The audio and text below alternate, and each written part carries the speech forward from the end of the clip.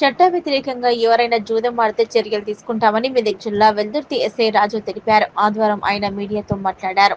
నమ్మదగిన సమాచారం మేరకు దామరంచ అటవీ ప్రాంతంలో బొమ్మ బొరుసు ఆడుతున్న శిబిరంపై దాడి నిర్వహించినట్టు తెలిపారు. ఈ దాడిలో బొమ్మ బొరుసు వాడుతున్న ముగ్గురులో అదుపులోకి తీసుకున్నామని, వారి నుంచి 3,69,500 రూపాయల నగదు, 8 మొబైల్ ఫోన్లు, 5 మోటార్ సైకిళ్లు స్వాధీనం చేసుకుని అరెస్ట్ చేసినట్లు తెలిపారు. అక్కడి నుంచి పారిపోయిన మరో 10 మందిని పట్టుకునేందుకు సిబ్బంది ఏర్పాటు చేసినట్లు తెలిపారు.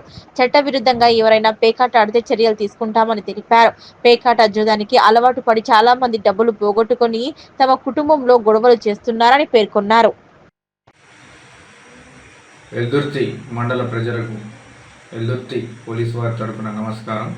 ఈరోజు మన దామరంచ అటవీ ప్రాంతంలో చిత్తుబొత్తు ఆడుతున్నారని నమ్మదగిన సమాచారం రాగా వెంటనే ఆ యొక్క సమాచారాన్ని మా యొక్క సుపీరియర్ ఆఫీసర్కి తెలిపి నేను మరియు మా సిబ్బందితో పాటు వెళ్ళి ఆ యొక్క అటవీ ప్రాంతంలో ఎక్కడైతే చిత్తుబొత్తు ఆడుతున్నారో ఆ యొక్క స్థలంలో దాడి చేయడం జరిగింది.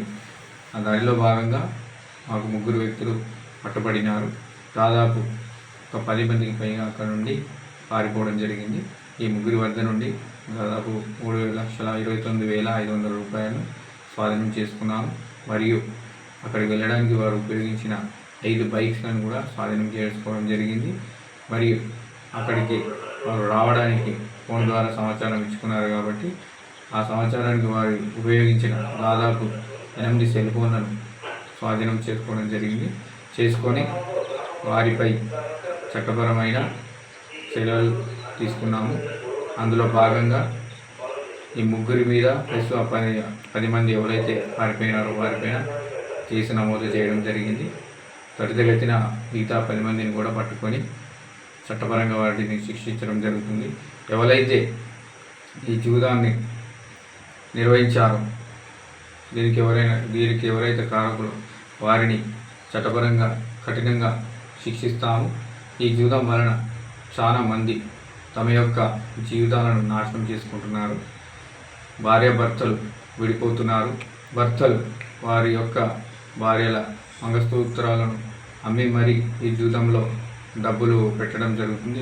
డబ్బులు పెట్టి ఆ జూదంలో వారు వాళ్ళ డబ్బులను పోగొట్టుకుంటున్నారు. దాని వలన చాలా నిరుపేద కుటుంబాలు విచ్ఛిన్నమవుతున్నాయి.